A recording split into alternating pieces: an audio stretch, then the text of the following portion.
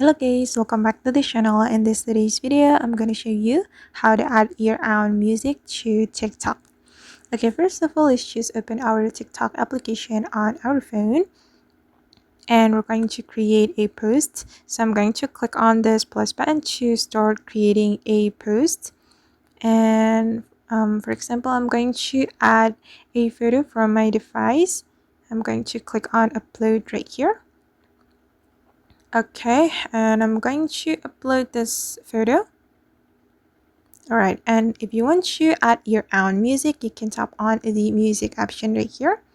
And you're going to tap on this icon. And here you can add your own music. You can tap on your sounds right here. And click on import local sound. And select a music or a sound from your device that you want to add to your post. And for example, I'm gonna go with wait guys, I'm gonna go with this one. We can click on this check mark button, this checkbox. Okay, and simply tap on import sound. Okay, and now you can use your own music. I'm going to use it for my post. Okay, and just click on your music.